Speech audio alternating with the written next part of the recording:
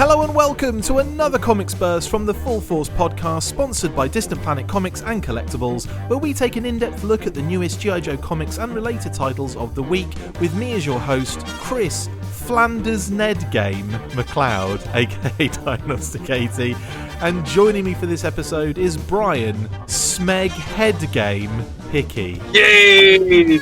A Red Dwarf reference for you there, Brian? I love it. On this instalment of your absolutely favourite kind of burst, we look at the fourth issue of Snake Eyes Deadgame from Rob Liefeld and team. So without further ado, let's get stuck in, shall we?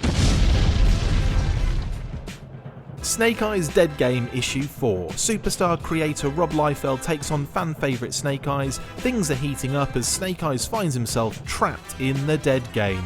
Will he make it out alive, or is his time finally up? His time's finally up. Spoiler alert. I don't know, I'm just joking. Creative team on this one: story art Rob Liefeld, script dialogue Chad Bowers, inks Adelso Corona, colours Federico Blee, letters and world design Neil Uyatake, editor John Barber, assistant edits Megan Brown. And let's get stuck in then to this one, Brian, with the comic covers for Snake Eyes Deadgame Issue 4, and we have, I think, 5 overall this time. Yeah. Starting with cover A, we have Snake Eyes in his torn regular black gear getup, holding what looks to be Thor's hammer, aka Mjolnir, and a submachine gun, and his sword, and it looks like he's got arrows stuck in his back. Yeah, he's had to take a bit of a beating. He's got arrows stuck in his back and maybe his arm, and his skin is looking fairly lacerated. So he's literally been through the wars. He looks like he's been absolutely hammered. No pun intended on that one. But this, yeah, what do you think about this one? Obviously, there's like, you know, that texture of like flame and fire and volcanic ash in the background. What are your thoughts on this overall? This is one of my favourite Rob Liefeld covers from the whole series. I think it's really nice and compact how Snake Eyes is in there. I like the kind of stance. I mean, he looks like he's been beaten down so many times, but yet he's kind of getting back up for one more kind of punishing, murderous beating. Rampage, yeah. But he's got his gun, he's got his hammer. A bit of a spoiler, I think, having the hammer on the cover there, and all the electricity flowing around it as well. That really does speak to Thor, doesn't it? A little bit. A total spoiler for what's coming down in this issue, but I think it's a good cover. I love that the colours on it are super, and again, he looks like he's been battered. He's had the bejesus bed out of him. Absolutely bejesus. We also have like benzene to Greenland. I'm gonna skip a cover B quickly just to say that the retailer incentive is by Rob Liefeld, and that's just the black and white ink version of this one basically. And it's the same, but no colour on this one. So that's the retailer incentive. Coming back to cover B, we have a rather interesting costume change again, which happens in the actual issue. This so far, I mean, the first one you could say does happen, but then where do the arrows come from on this Snake Eyes cover A? Because, yeah, he gets his bum handed to him a little bit in the issue, but also his black suit stays intact inside. And we'll get to that, obviously, talking about cover B here, which does happen in the book.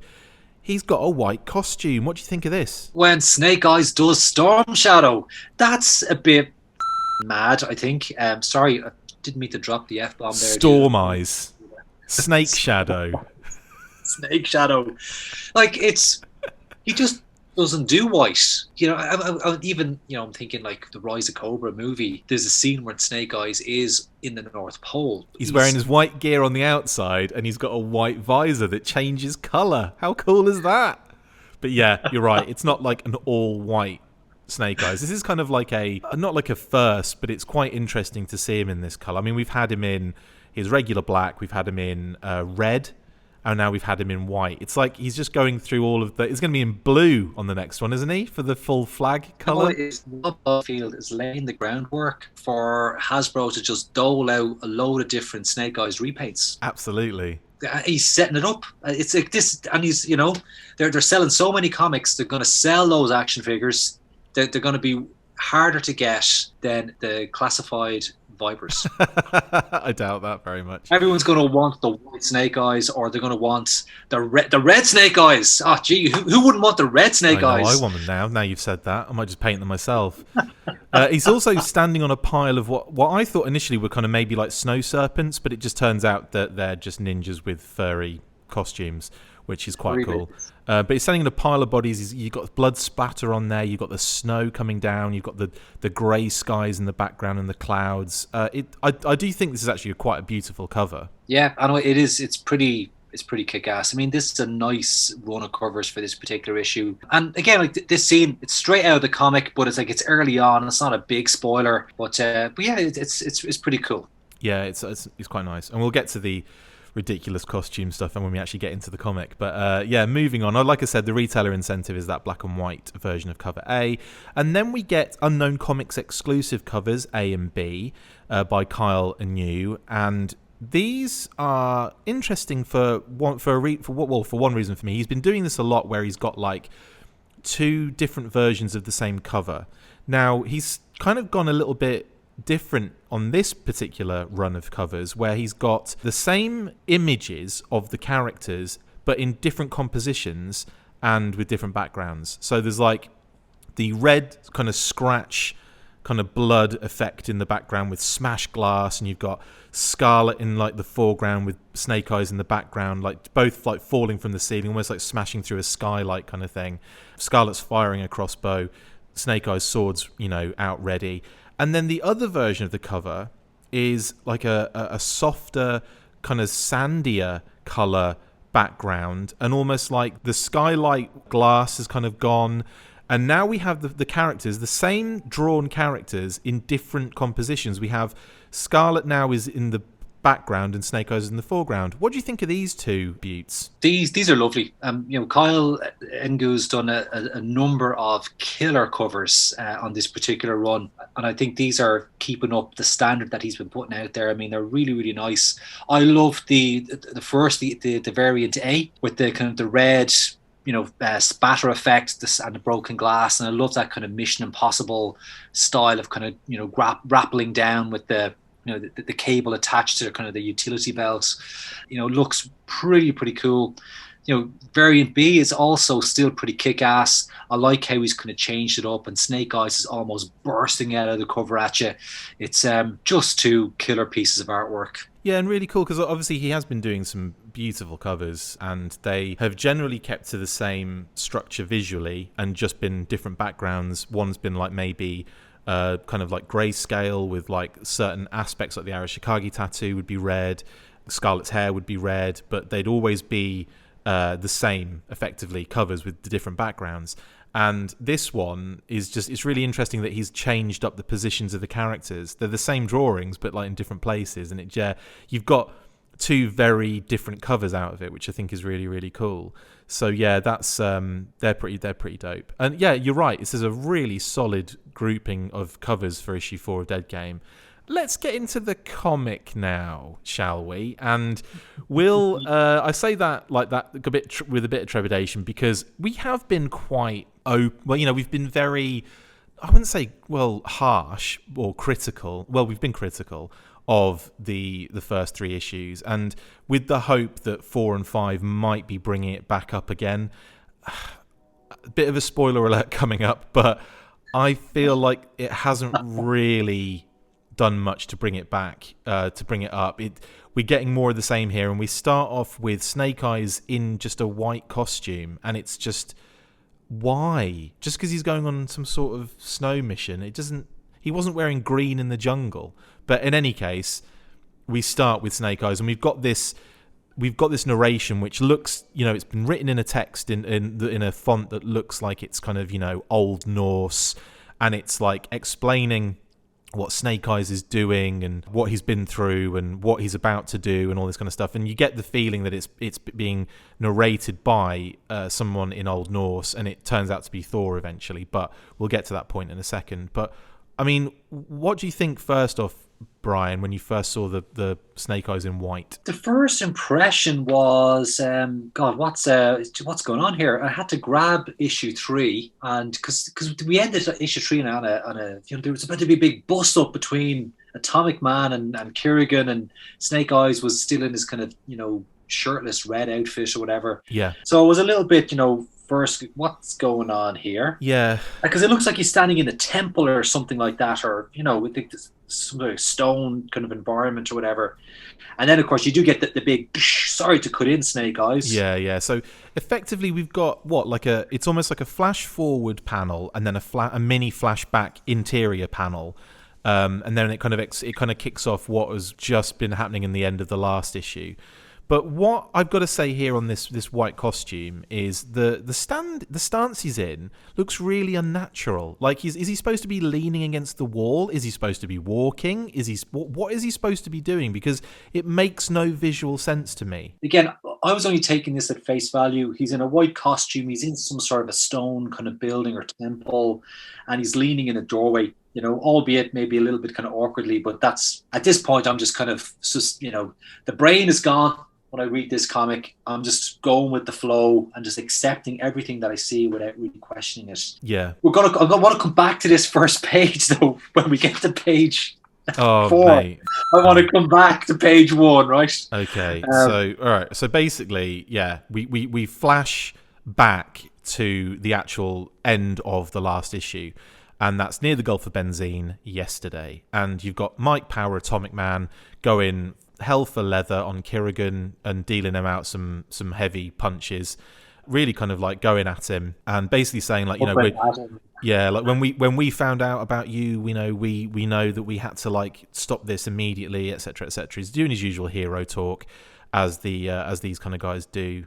And you've got Snake Eyes also kind of, now, we're back to Snake Eyes in his red gear, but he's topless. He's got the red mask and he's got red pants.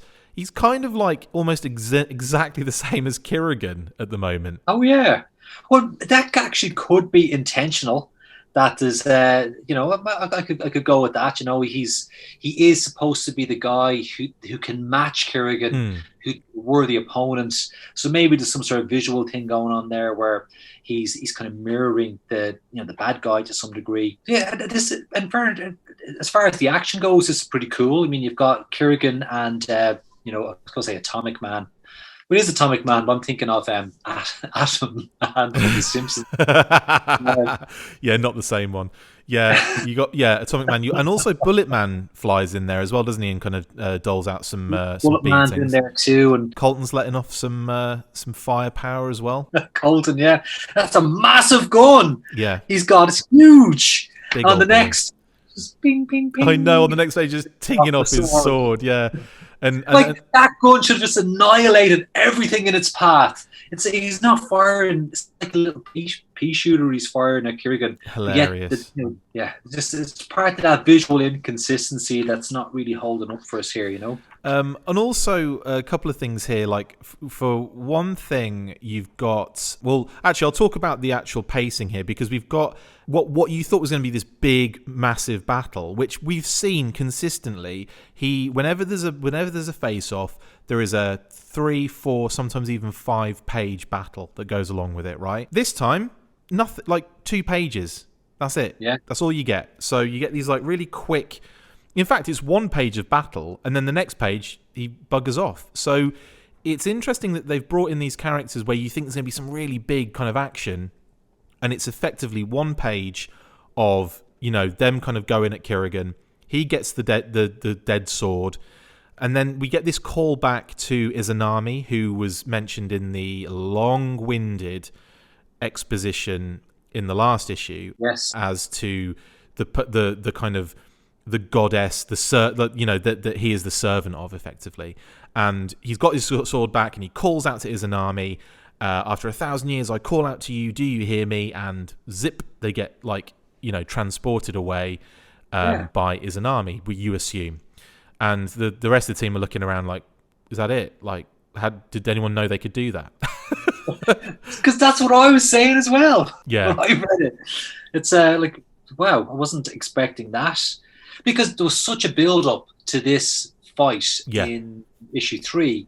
I kind of was expecting a bit more, but C'est la vie, yeah. c'est la vie, I will actually say when we get a bit further on in the issue, I will say that I think they could have expanded a bit more on that battle and less on the next one. But yeah, let's keep going. Obviously, sorry, you were about to say, mate. flashes forward to like the next day, and we see Snake Eyes has just jumped out of a plane, and he's in his white gear. He's obviously in some sort of an Arctic region, and you can see the plane that obviously parachuted out of or jumped out of flying away. Ice Mitter, Greenland. I just want to call back to page 1. He definitely ain't standing in a plane there in page 1. That's a doorway. It's stone. It ain't a plane, unless the plane is made from concrete. Well, it looks like all the vehicles have been made from concrete. If you look at like every issue we've seen, whenever they're jumping out of something, you can't make out what it is. You can't see if it's a helicopter or a vehicle of any description. So yeah, I think maybe that first page is just him getting ready at whatever place he was getting ready at, and then this time what we're seeing now is him much later on jumped out of the plane and he's in Greenland ready to rock and roll at 0300 hours. We don't know why he's in Greenland yet, although that will be revealed, and we still have this kind of narrative exposition going on in the background where it's this voice, we're presuming it's a Norse voice or a Viking voice with this kind of more scripted kind of text, effectively kind of narrating Snake Eyes is in the coldest place on earth. He's been hot on the heels of Kiergan the whole time, and then and the voice starts to describe Snake Eyes more from like a character type of perception in terms of how he feels he's kind of failed, but he's a warrior and he's going to keep hot on the heels of Kiergan, that he is really a worthy opponent. Can I just say, why didn't the team go with him?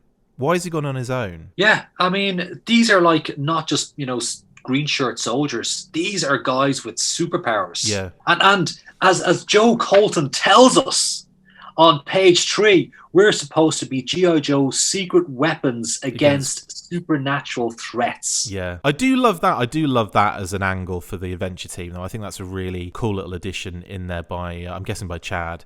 I love that as like an angle for them as the team. Like they go after supernatural threats. It's just really, really fun, like a idea for them. It is great, and it ties back to First Strike a little bit. There was a great arc built around Joe Colton and the adventure team back then. And if you haven't read First Strike, just as an aside here, go pick up a trade paperback of that. It is fantastic little series. But anyway, we digress. Snake Eyes is in Greenland, and somebody is kind of narrating his story. And while this is all happening, these dudes just crawl out of the ice or the rock and they start to attack Snake Eyes. We don't really know who they are exactly. They tell us that they're guys, who they've been waiting for him.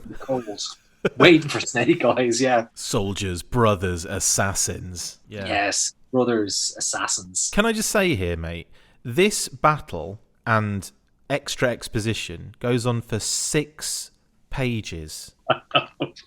Is that necessary? Is it necessary? I don't know. Like, I'm looking at it and I get, I'm reading it through and I'm like, okay, cool, he's going to battle a bunch of these ninja guys.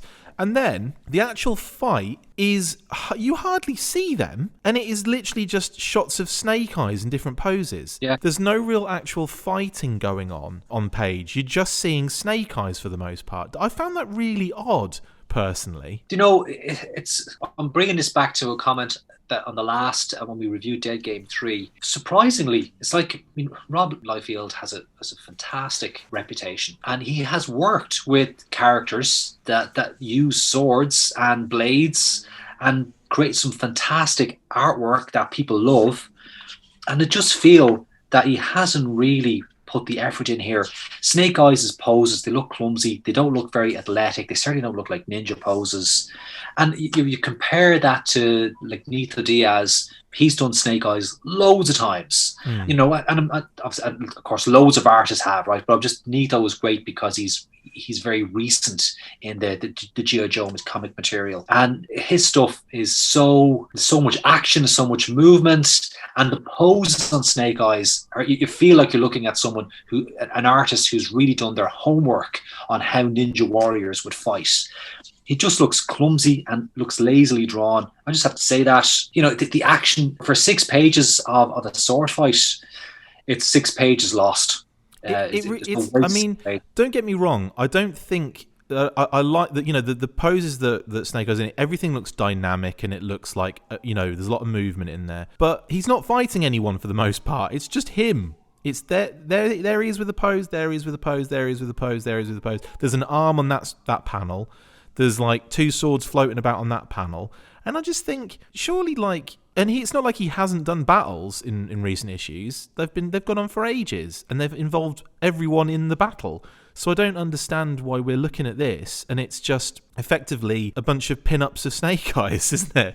It's like you're right. It seems like a bit of like lost opportunities. And I've also found a continuity error in the Snake Eyes on page 4. When you see him in Greenland, it says I smitte Greenland now 0300 hours. He's got 2 grenades on his chest, and everywhere else, in literally every other page you see him in, he's got 3.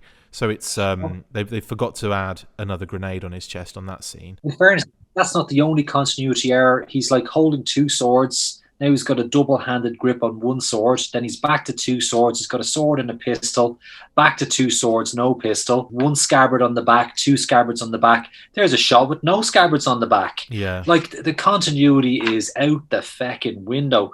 But, you just got to turn the brain off. You have to just kind of go with it. Really, this is about Snake Eyes. The narrator of the voices narrating this action is telling us that he's in his element here. He's a warrior, and he's embracing his warrior instinct and enjoying it. Whereas you go back to issue 1, when Snake Eyes is kind of going into that big underground base and he's taking out all the guards, the narrator tells us that he actually doesn't enjoy it. It's not there for pleasure. He's just taking these guys out for efficiency. Now it's kind of, he's not just being efficient, he's actually thriving on the warrior, the bloodlust. Yeah. Again, it's setting him up to be this guy who's going to take Kurgan down, basically. And then we kind of, as the narrator kind of continues with this, narrating Snake Eyes scenario here, it feels like he's taken the humans are out of the picture now. I say humans, they were basically zombies. So he's taken the humans or zombies out of the picture at this stage, and we get a giant polar bear appear, and this I guess is like very similar to the big snake scenario. Now he's got to battle another of nature's warriors, should we say.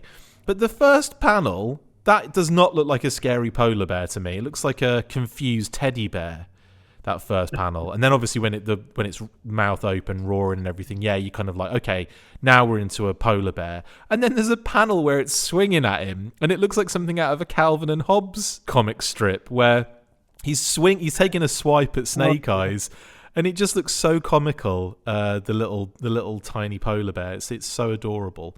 But he basically gets his arse handed to him by a polar bear, and this is the next confusing thing. Like, can I say, what on earth was that white costume made out of? Because this polar bear slashes and thwaps at him, and over the period of this battle, this white exterior has been torn away to leave a perfectly untouched black costume.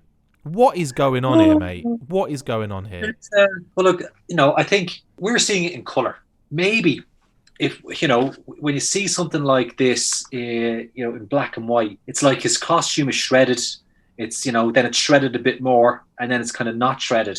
And maybe, the colorist is like trying to interpret this and is like, oh, maybe his white costume got torn off, but there's no tears in this version of the costume, so maybe there's black underneath. I don't know, to be honest. I mean, there's no rationale for color change in costume here. Snake Eyes could have stayed in the white costume for the whole thing, Yeah, or just have it rip in certain places. Yeah, like, I don't understand why we have to be in like the black costume now. Like, it just doesn't make any sense to me at all. None of this makes any sense. Like, that's not how if his other costume ripped easily in a battle with Olympia, then why is it staying perfectly fine underneath this other, what looks like tissue paper costume he's put over the top? It makes no sense. This is just the most bonkers thing ever. It just goes from panel to panel, not making any sense.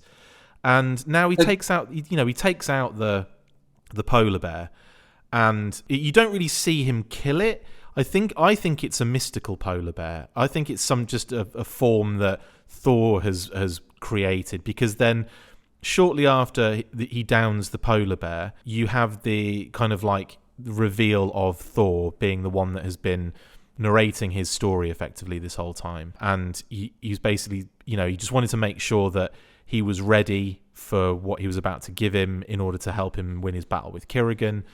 And that is effectively punching him into the water to get Mjolnir, which is at the bottom of this lake. Yeah, I mean, I think you look, nailed it there. When it comes to the polar bear, I think it's like an apparition while he's fighting. As it comes to the end of that fight scene with the polar bear, you see that speech boxes, which are providing the narration, changes into like a background laughter, and Snake Eyes is kind of standing in a bunch of mist. And clearly what's happened here is that the polar bear is kind of dissolved or dispersed.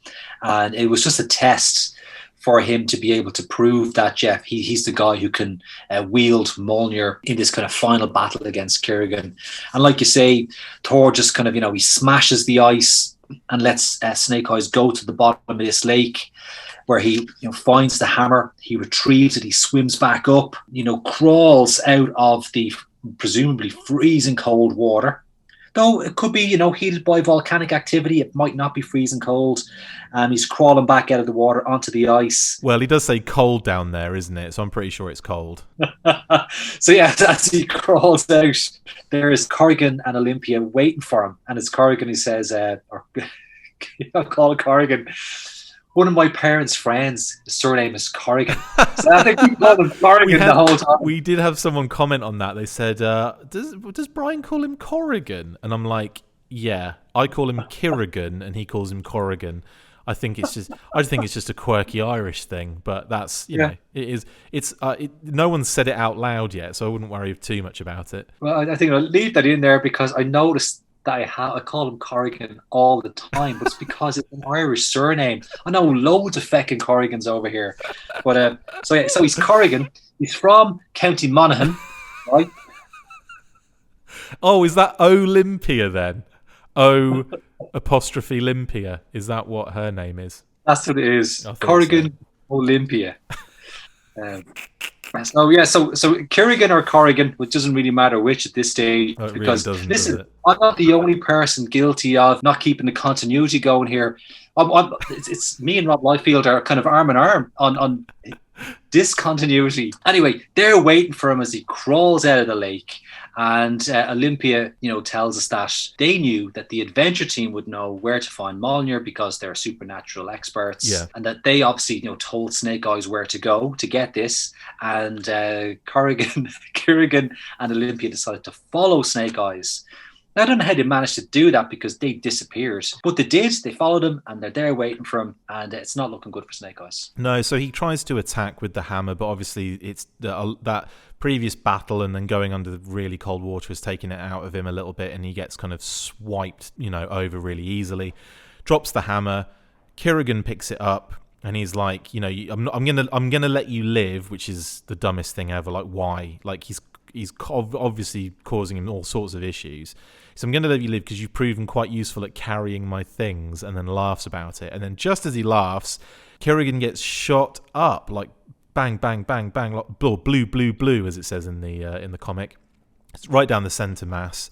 3 big hits, and all of a sudden we flip the page, and we've got this massive reveal of the Baroness and Destro, who have just appeared on the scene out of nowhere. Yeah, and there you go. Plot reveal, I guess. Well, I think this is probably the best thing in this particular issue is the reveal of the Baroness and Destro, but it does raise a whole bunch of questions. Have they somehow allied with G.I. Joe to kind of, help Snake Eyes? Or have they got wind of all this activity that's going on with the, the resurrection of Kirigan and, these super weapons like the Dead Sword and Mjolnir? And are they coming in here for profit? They're going to profiteer. They're going to take out Snake Eyes, Kirigan, Olympia, the whole lot. I'm going to take these weapons for Cobra or for Mars. We don't know the answer to that yet. And, if it follows the same pattern as all the other issues to date, we're never going to find out.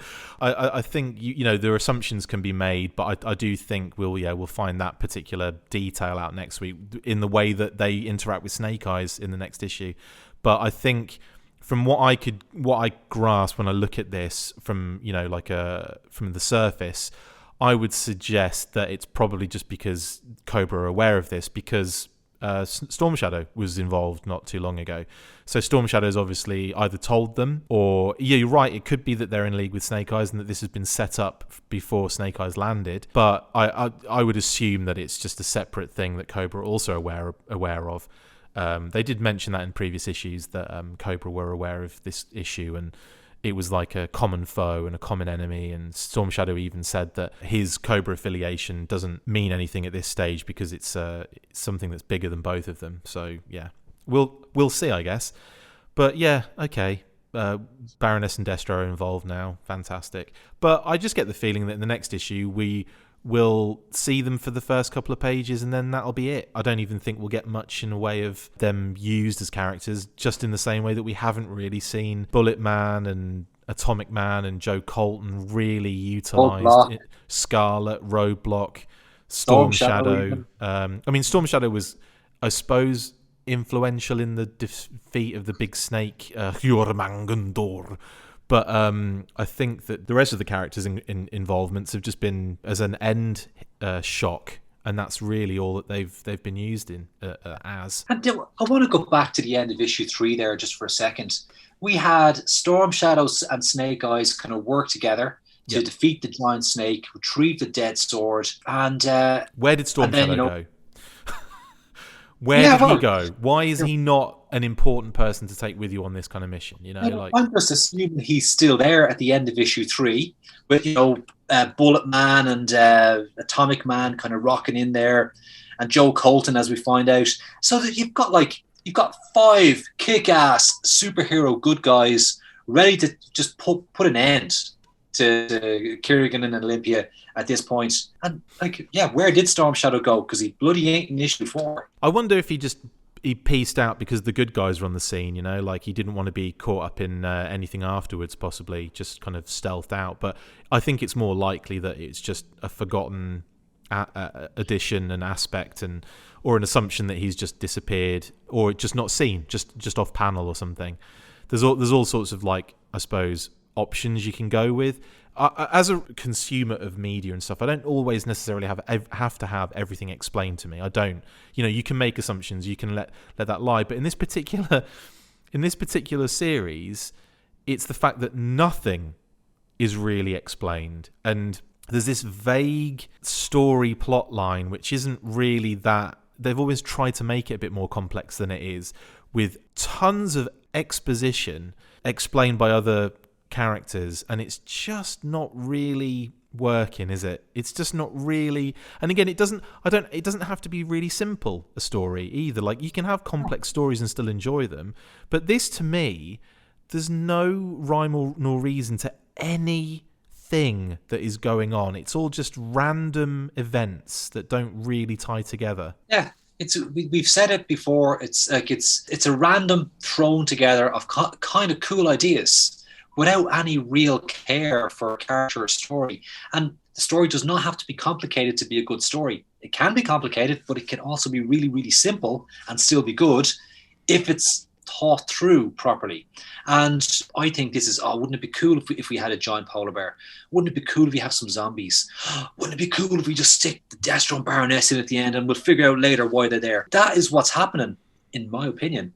And it's, there's a great supporting team there working with Rob Liefeld. I mean, you've got, Chad Bowers working on the script. You got Federico Bleeg working on the colours to try and, make sense of the artwork. And they can only there's only a certain level they can bring it to if the source material that they're working from isn't pulling its weight. Yeah. And I feel the weakest link here is Rob Liefeld. Yeah, I've got to admit, the art I've never really had an issue with necessarily. There's been a few continuity errors, and this one is packed with them. It's it's like really lazy. I feel like it's just like you're right. Like he's got a sheath on his back at one point, and then it's gone the next panel, and then back again the next panel. And it's like, well, I can understand switching from sword to sword, having two swords, having one sword, having a pistol, but I can understand that because you're not showing all of the battle, and things change, and you grab different weapons, and he may be doing stuff that we're not seeing.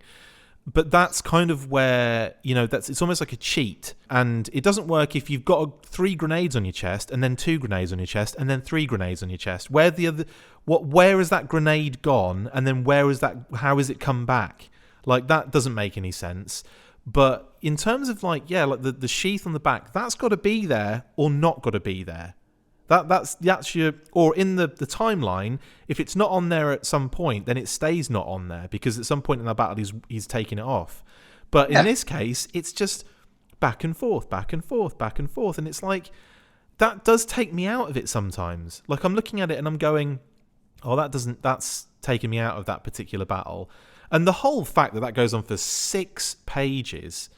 Yeah. And it is like, do we really need 6 pages of effectively not seeing him fight somebody? Of just him, there's a couple of panels where the other guys are in there, and he's caught one on the wrist, which I think is early on in that fight, and you're like, oh, cool. And then the next panel, there's maybe 2 of them in the shot, and you're like, oh, brilliant.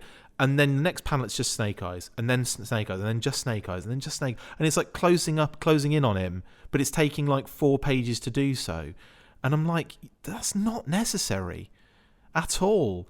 I think we could have had 2 pages of that battle in that sense, if that's where we're going with it. And you could have had more of the Bullet Man, Atomic, Mike Power fight. That was way more interesting to me than him fighting a bunch of no marks in the snow. Would have been great. And this was great about doing like a podcast, is that being able to kind of speculate as fans, speculate what could have been.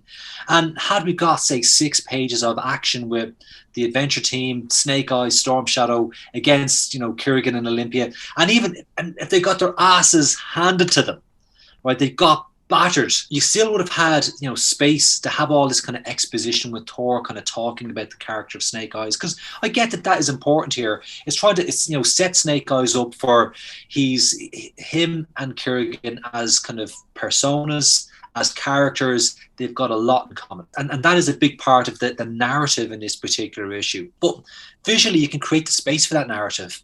It could have been with any action.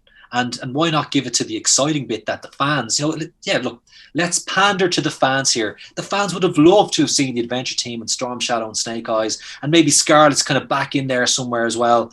And they're just kind of, Roadblock comes in at the end with the Maduce, but it's all for nothing because Kirigan's just too powerful now. He has the Dead Sword, and they really, and maybe, let's have a main character kind of taken out because it's its own kind of separate universe. It doesn't have to tie in with that. That would have been great to do that. And then, Kirigan escapes or heads off somewhere, and then Snake Eyes has to track him down, or track down Mjolnir in Greenland. But you only have a page of fighting your way through the zombies at that stage. I don't know. Well, I'll give you cheaper just to draw Snake Eyes on his own in a couple of badly posed. Here's a positive for you. 1 issue left. There's 1 issue left, and unless it's the greatest comic of all time, I can't see it really bringing this one up for me at all. Like, I think this has been one of the most disappointing comics, G.I. Joe wise, I've ever read. I mean, visually, there's some really nice, gorgeous stuff in there. Like, and a big shout out as well to Federico Blee, who's done an amazing job with the colors. Like, there's some, it's beautifully, illustrated in that sense, but it just doesn't really make any sense story wise. And I'm really not sure what the end game for Deadgame is going to be at the end of this. I guess we're just going to have the final battle between. I'm guessing it's going to be. It can't go very far. Like, they can't do another location change. I don't think. I think it's just going to be. Happen, dude. It'll happen. Who knows? But it's been so far. It's been a very. Another thing I should say as well. It's been very desolate. Like, I know it's like there's been characters in there, but everywhere, every location has been the middle of sodding nowhere. So there's no, civilians, no built-up areas, nothing like that. I found that very interesting. Like, it's always been in remote locations so that these kind of battles can happen with, I guess, with very minimal civilian casualties. But do you think it could be a case that, well, if Kerrigan's mission is to wipe out all life on Earth, really the place to be is smack bang in the middle of a metropolis where you can wipe out thousands of people, really, really quickly, because there's nobody in the locations where he is actually for him to carry out his mission. Now, but again, I'm going to put the cynical hat on here. And I've got to say, Deadgame has really brought out a side of me that I didn't even know I had. Because I love comics, but I'm not loving this comic, which is really an unusual feeling for me. So, but could it be that it's quicker to draw desolate remote locations than it is to draw landscapes? I was just about to say that, yeah, keeping the panels a lot easier and kind of cleaner and quicker to kind of bust out. Absolutely. So I think that's a big element of it. It does give it a feeling, though, doesn't it? It does give it an overall like empty, lonely kind of feeling, which is something they may have been, that Rob may have been going for in terms of, the fact that it's a Snake Eyes, a solo kind of mission thing. All the other characters are peripheral and they come in and help every now and again, but effectively this is really the focus is on Snake Eyes. I understand why we haven't been littered with characters, but again, is that like have they tried to overcomplicate the way that this has been done? And again, they could have kept it a bit more simple here, and you could have the characters come in bit by bit, which he kind of has done, but Snake Eyes at times, when all the characters come in, almost gets shoved off to the side a bit, and he's not really focused on at all, and then you have the focus is on those characters. So would it have been easier to just make this about Snake Eyes rather than having any of these characters come in? I think you've hit a really good point there. It doesn't need to have all the characters if you've got a really good story. And like Snake Eyes is an enigmatic enough character that you could build a great story around him. And I have to say, I love the idea of Snake Eyes being thrown into like a mythical universe or supernatural universe. I think that's a great concept. So conceptually, Deadgame offered a lot. There was a lot of potential there. But, 4 issues in, I feel it has suffered from half-baked ideas, lazy artwork on behalf of the penciler, and just and maybe a lack of commitment to the brand and the characters themselves. I think if you'd thrown something from the Marvel universe on Rob Liefeld's inbox, he probably would have dived on that and maybe given it a bit more love. I just feel G.I. Joe isn't getting the love here. And throwing in these kind of, these cameo appearances from other G.I. Joe characters are just trying to give it a little bit of a boost here and there for an idea that's not really, loved or cared for by its creator. So what kind of what potating are you giving this one then, Brian? I think I have to go back to being a kid, right? Yeah. In the 1970s, 1980s, and we used to have a 1320s. truck, right? Potato truck would come around the neighborhood. This is real, right? It wasn't a truck. It was a carriage. It was a truck, and this guy would sell bags of potatoes off the back of the truck, and people would come out to their front gate and they'd buy a bag of potatoes off this guy, and like they were big sacks. They were really big sacks of potatoes, and all the potatoes had the dirt that they were grown in, the mud they were going on the potatoes, which actually is the perfect preservative for potatoes. Okay. So you get a sack of potatoes, you'd bring it in, and that would last for weeks. For weeks it would last. But as it was getting really, really low, right down the bottom, you'd have like maybe the last, half a dozen potatoes. They would start to get a bit soft, and a bit kind of, shriveled. So for this issue, I'm reaching down to the bottom of that bag in 1981, and I'm getting the potatoes out for dinner, and there's only one potato left in there, and it's a small, tiny, shriveled little potato with mud on it. You always make it so difficult for me to Photoshop these things. So great, I've got to come up with a small, shriveled, muddy potato on this one, and you're going for one on this one. Just go for one, dude. I've given up at this stage. Do you know what? I have to agree. Like, I think there's again, it's really just it's just not interesting at all. It's a really boring, pointless. This is one for me as well. I have to agree. Yeah. Okay. There we go. I was really hoping for like an uptick after 3. I was really hoping 4 could be like, get a bit more into it. Maybe 5 could, do enough to kind of rescue like a good 3 or 4 kind of rating overall. Nah, it's pulled it right down, and I'm just so disappointed.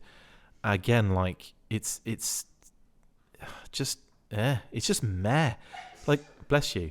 I get the issue come in, and I'm like, agreement with your quick capsule review there. It's meh. Yeah. It really is. And I think, I don't know, I just think the expectations were high and the execution has been really poor. And it's a shame, because I really wanted to enjoy this. I thought at worst we were talking maybe 3 overall. Like, I think, in my head I thought, well, it can't be worse than a 3 because you've got some really big names on it. The next issue as well, like, it's hilarious to me that they're making a big deal out of getting tons of people on inking. And I'm like, is that just because you've got, you're rushing this out? Is that and then you're throwing some names in there to kind of beef it up a little bit? Because that's what it feels like. It just feels like, well, let's throw some names at it so people buy it. And it come to like parlor tricks rather than just making a really good story and a really good comic, which is something well in the capabilities of the team involved. 100%. Absolutely. I mean, this is the thing.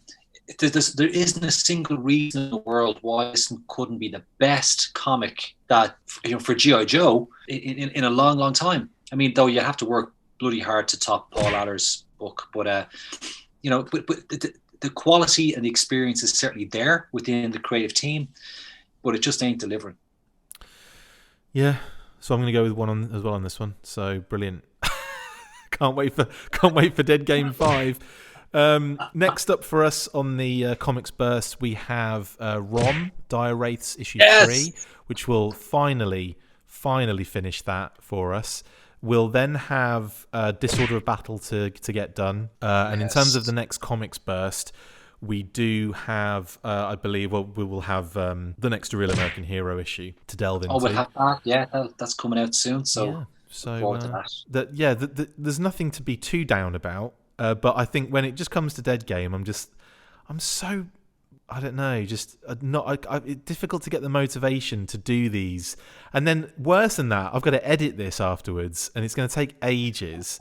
And it's just like going through it again and just going, oh God, yeah, I missed that I could have moaned about, and I missed that I could have moaned about. But well, yeah, it's okay.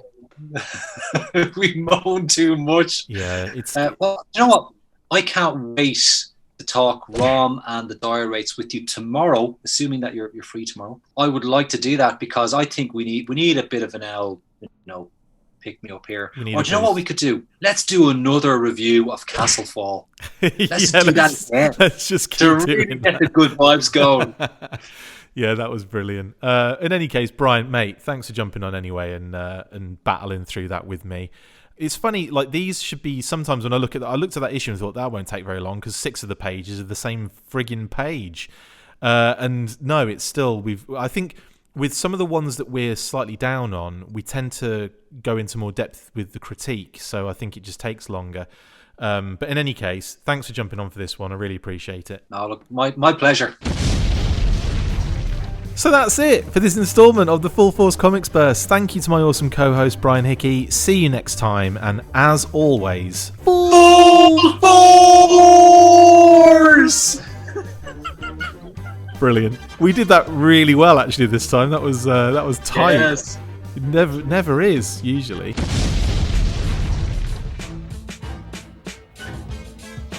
Make sure you get involved with the discussion by liking, sharing and commenting on these videos, and as always you can keep up with the show after listening by following on Twitter @TheFullForce, liking the Facebook page facebook.com/TheFullForce, and if you would like to contact the show you can message us on either of those platforms with feedback and questions.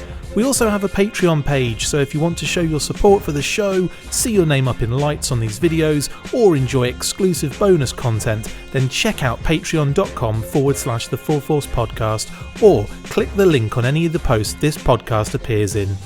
Full Force.